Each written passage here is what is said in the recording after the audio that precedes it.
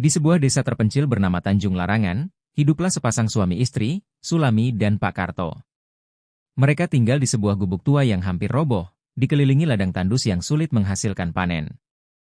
Meski miskin, Sulami adalah wanita yang setia, selalu mendampingi suaminya yang sudah renta.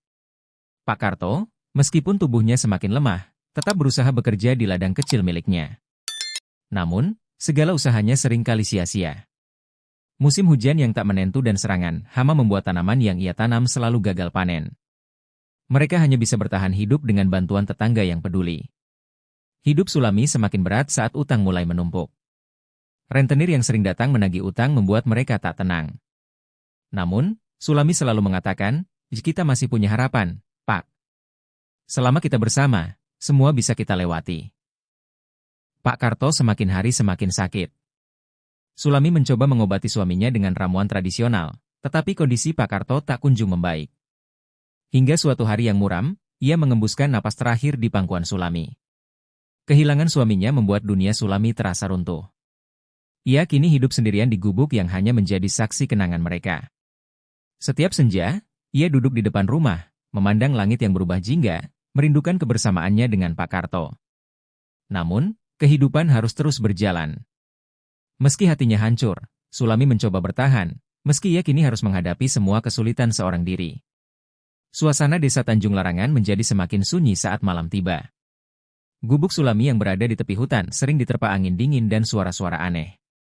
Kadang, Sulami mendengar suara langkah kaki di luar rumah, tetapi tak ada siapa-siapa. Sulami mencoba meyakinkan dirinya bahwa itu hanya angin atau hewan liar dari hutan. Namun, suara itu semakin sering terdengar. Bahkan, ia merasa ada bayangan hitam yang melintas di sela-sela pepohonan di belakang gubuknya. Malam-malam Sulami menjadi semakin mencekam. Ketakutan dan rasa kesepian membuat tidurnya tak nyenyak. Ia hanya bisa berdoa, berharap suara-suara itu tidak membawa hal buruk. Pada suatu malam yang gelap, Sulami merasa ada sesuatu yang mengawasinya. Ia sedang menenun di dalam gubuk ketika suara ketukan pelan terdengar di jendela. Tubuhnya mendadak dingin, tapi ia mencoba memberanikan diri untuk melihat keluar. Di balik kaca jendela yang retak, Sulami melihat sosok kecil menyerupai monyet, tapi tanpa bulu. Mata makhluk itu merah menyala dan wajahnya menyeringai lebar.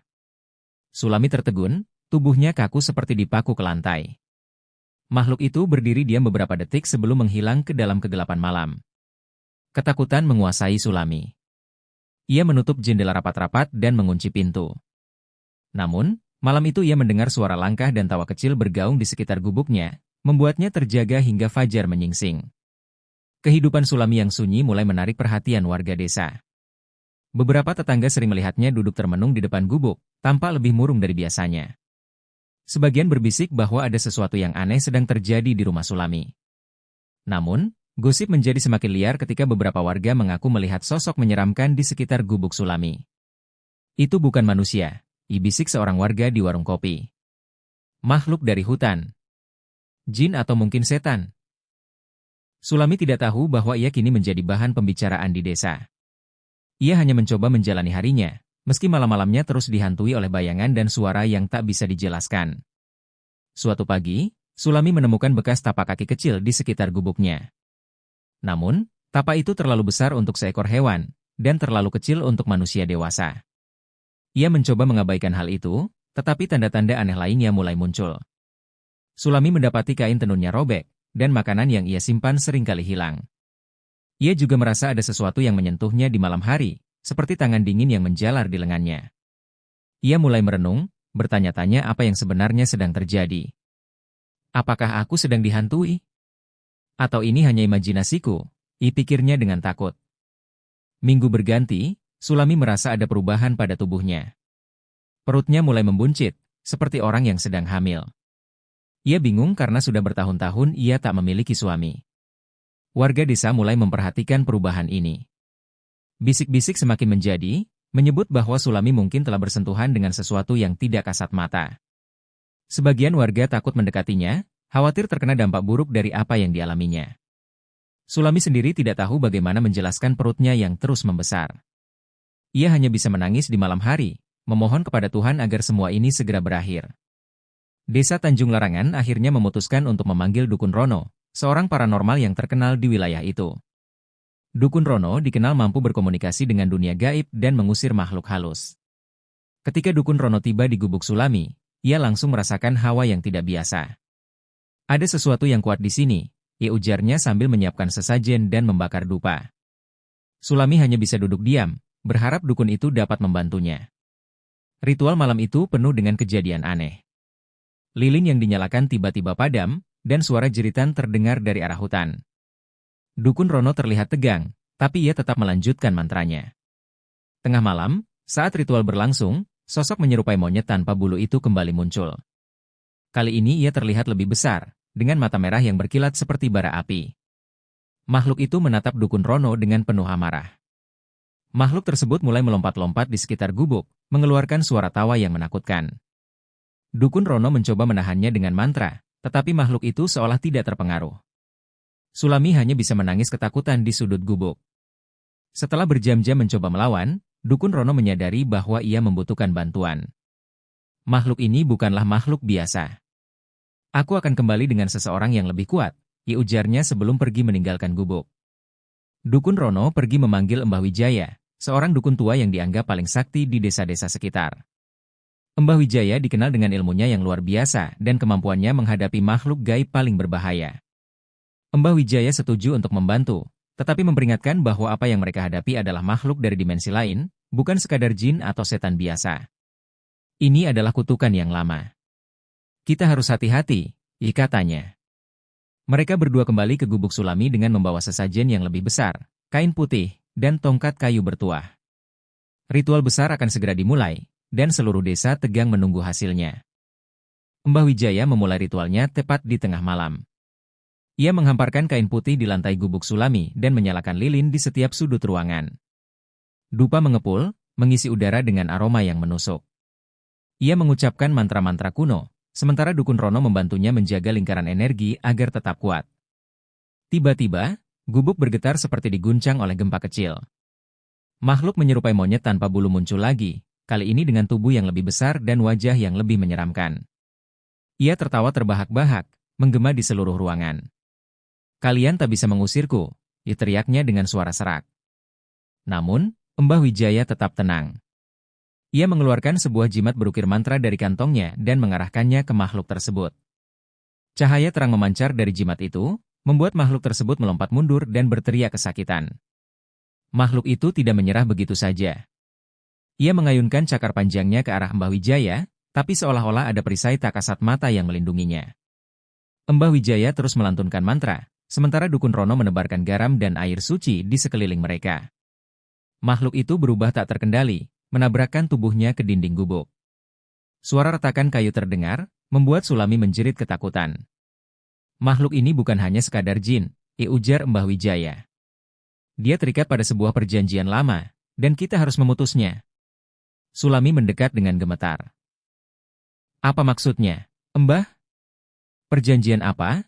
Tanyanya dengan air mata mengalir. Mbah Wijaya menggeleng, kita harus mencari tahu di masa lalu keluargamu. Setelah malam penuh ketegangan, Mbah Wijaya meminta warga desa untuk membantu menggali sejarah keluarga Sulami.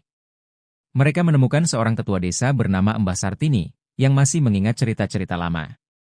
Mbah Sartini bercerita bahwa nenek moyang Sulami pernah membuat perjanjian dengan makhluk gaib untuk mendapatkan kekayaan. Perjanjian itu melibatkan pengorbanan keturunan perempuan di masa depan. Itu sebabnya makhluk itu datang padamu, Sulami. Kau adalah keturunan terakhir, jelas Mbah Sartini. Sulami merasa hancur. Ia tidak pernah tahu keluarganya menyimpan rahasia gelap seperti itu. Namun, Mbah Wijaya meyakinkannya bahwa setiap kutukan bisa diputuskan, asalkan mereka bersatu dan melawan bersama. Mbah Wijaya dan Dukun Rono mulai mempersiapkan ritual besar untuk memutus perjanjian leluhur Sulami. Mereka mengumpulkan bahan-bahan seperti kembang 7 rupa, kain kafan, dan keris pusaka. Warga desa pun ikut membantu, menunjukkan solidaritas mereka. Sulami, meskipun takut, memutuskan untuk ikut dalam ritual ini. Ini adalah keluargaku, dan aku tidak bisa terus lari dari masalah ini, katanya dengan suara bergetar. Mbah Wijaya mengangguk setuju. Kau harus kuat, karena energi keturunanmu adalah kunci untuk menghancurkan makhluk itu. Malam itu, seluruh desa berkumpul di sekitar gubuk Sulami. Mereka menyalakan obor dan berdoa bersama, berharap ritual ini akan membawa kedamaian bagi mereka semua. Ritual dimulai tepat tengah malam. Mbah Wijaya berdiri di tengah lingkaran yang dibuat dari garam dan kembang 7 rupa, memegang keris pusaka yang berkilauan di bawah cahaya bulan. Sulami duduk di tengah lingkaran, ditemani oleh dukun Rono yang terus melantunkan doa. Saat mantra mulai dilantunkan, angin kencang tiba-tiba berhembus. Makhluk itu muncul lagi, kali ini dengan wajah yang lebih ganas. "Berhenti! Ini adalah hakku," teriaknya dengan suara yang menggema. Mbah Wijaya tidak mundur. Ia mengarahkan keris pusaka ke makhluk tersebut dan melanjutkan mantranya. Cahaya terang kembali memancar, membuat makhluk itu tampak lebih lemah. "Perjanjian ini berakhir sekarang," seru Mbah Wijaya. Makhluk itu tidak menyerah tanpa perlawanan. Ia mengumpulkan energi gelap dan menyerang lingkaran perlindungan. Cahaya terang yang melindungi mereka mulai retak, membuat Mbah Wijaya dan dukun Rono harus bekerja lebih keras untuk menjaga lingkaran tetap utuh. Sulami tiba-tiba merasa panas di perutnya. Ia melihat bayangan makhluk itu berusaha masuk ke dalam tubuhnya. "Dia mencoba menguasai tubuhku," teriaknya panik. Mbah Wijaya segera menempelkan jimat di perut Sulami, menghentikan serangan itu. Makhluk itu menjerit marah, tubuhnya mulai melemah. "Kalian tidak akan pernah menang. Aku adalah penjaga perjanjian ini," katanya, tapi suaranya mulai memudar. Mbah Wijaya menyadari bahwa makhluk itu hanya bisa dihancurkan dengan simbol keluarga Sulami. Ia meminta Sulami untuk memberikan benda peninggalan keluarganya. Sulami teringat sebuah kalung tua yang pernah diberikan ibunya, yang ternyata adalah kunci untuk mengakhiri kutukan. Kalung itu diletakkan di tengah lingkaran, dan mantra baru mulai dilantunkan. Cahaya dari kalung tersebut menyala terang, membuat makhluk itu semakin melemah. Ia berusaha kabur, tetapi lingkaran energi sudah mengurungnya. Mbah Wijaya menggunakan keris pusaka untuk menyelesaikan ritual. Ia menusuk bayangan makhluk itu, yang langsung menjerit sebelum akhirnya lenyap dalam pusaran cahaya. Bab 18, Kehidupan Baru. Setelah ritual besar itu, Sulami merasa beban berat di pundaknya mulai terangkat. Ia tak lagi dihantui oleh makhluk gaib yang mengincarnya. Namun, bayangan masa lalu keluarganya tetap terngiang di pikirannya. Ia bertekad untuk mengubah nasibnya dan mulai menjalani hidup yang baru. Warga desa, yang tadinya menjauhi Sulami, kini mulai merangkulnya kembali. Mereka menyadari betapa kuat dan beraninya wanita itu menghadapi cobaan berat. Sulami bahkan diundang untuk ikut serta dalam kegiatan desa, sesuatu yang belum pernah ia alami sejak lama. Namun, di balik kebahagiaan itu, Sulami tetap merasa ada yang mengganjal. Ia sering bermimpi tentang sosok bayangan yang berdiri jauh di ujung jalan desa, seolah memperingatkannya bahwa ini belum sepenuhnya berakhir. Suatu malam, Sulami kembali mengalami mimpi aneh.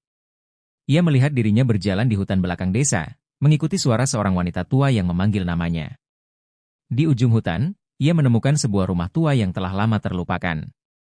Saat ia hendak masuk, pintu rumah itu terbuka sendiri, dan ia melihat bayangan samar berdiri di dalamnya.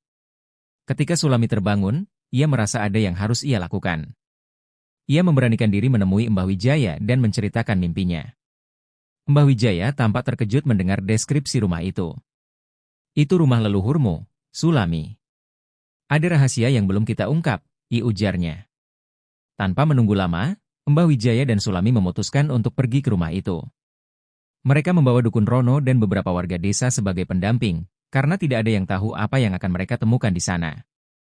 Saat mereka tiba di lokasi, rumah tua itu tampak terlantar dan ditutupi tanaman merambat. Aura dingin menyelimuti tempat itu, membuat bulu kuduk mereka merinding. Mbah Wijaya melantunkan doa sebelum memasuki rumah itu, berharap mereka dilindungi dari hal-hal buruk. Di dalam, mereka menemukan sebuah peti kayu tua yang terkunci rapat. Di sekitarnya terdapat simbol-simbol aneh yang diukir di lantai.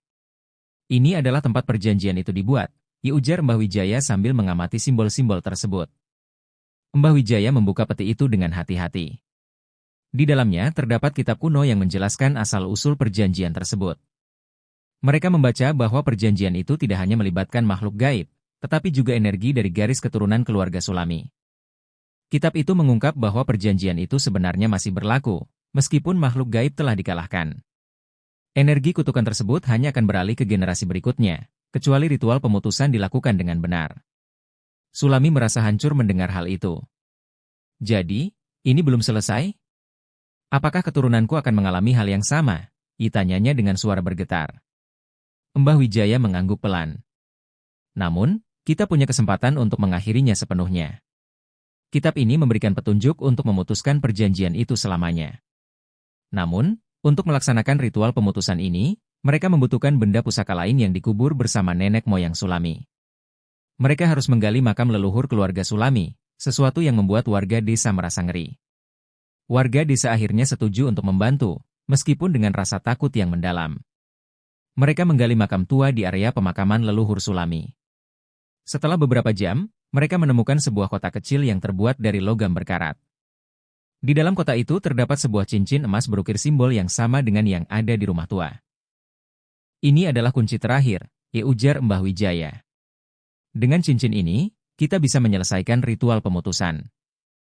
Namun, malam itu, sesuatu yang aneh terjadi. Ketika mereka membawa cincin itu ke gubuk Sulami, angin kencang tiba-tiba berhembus, dan suara jeritan samar terdengar dari arah hutan. Makhluk gaib yang mereka pikir telah musnah kembali menunjukkan tanda-tanda keberadaannya. Sulami terbangun di tengah malam karena mendengar langkah-langkah berat di luar gubuknya.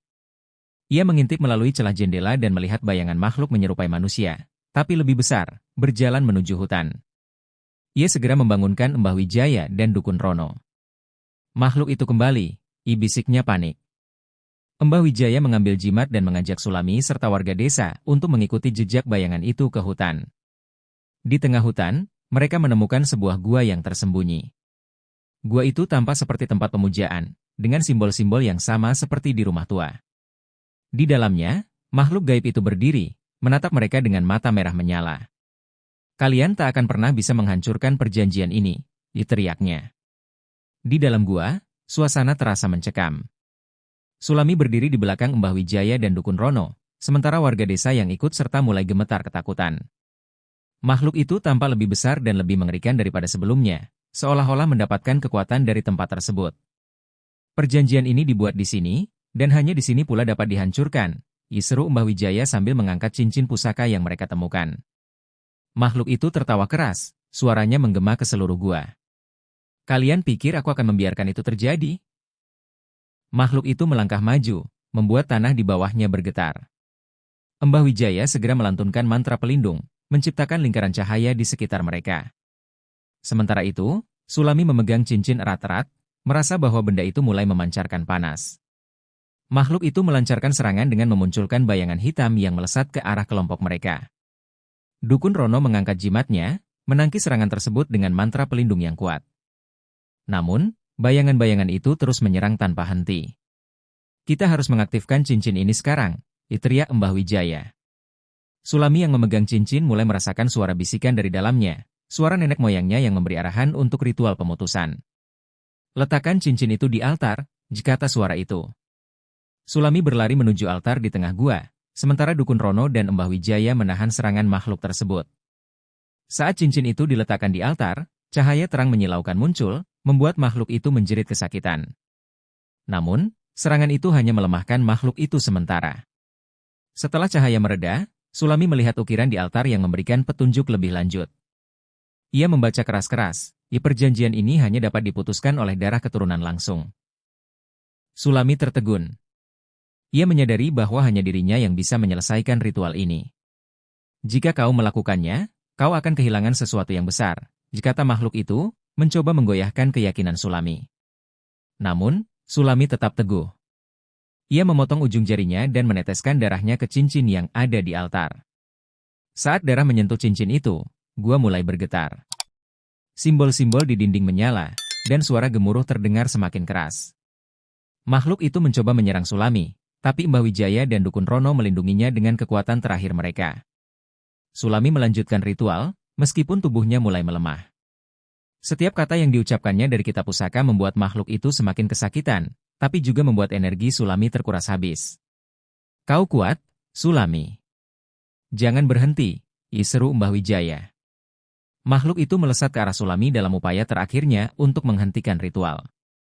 Namun, sebelum makhluk itu sempat menyentuhnya, sebuah cahaya besar muncul dari cincin di altar, menelannya sepenuhnya. Jeritan makhluk itu menggema di seluruh gua, lalu hilang dalam sekejap. Sulami jatuh pingsan di depan altar. Dukun Rono dan Mbah Wijaya segera membawanya keluar dari gua yang mulai runtuh. Warga desa membantu membawa Sulami kembali ke gubuknya, dengan harapan ia akan pulih dari kelelahan. Beberapa hari kemudian, Sulami akhirnya terbangun. Ia merasa lemah, tapi beban yang selama ini menghantui hidupnya sudah lenyap. Desa Manglung kini kembali tenang, tanpa gangguan makhluk gaib yang selama ini meresahkan. Mbah Wijaya mengunjungi Sulami dan memberitahunya bahwa ritual tersebut benar-benar berhasil. Perjanjian lama telah dihancurkan, dan kutukan keluarga Sulami berakhir.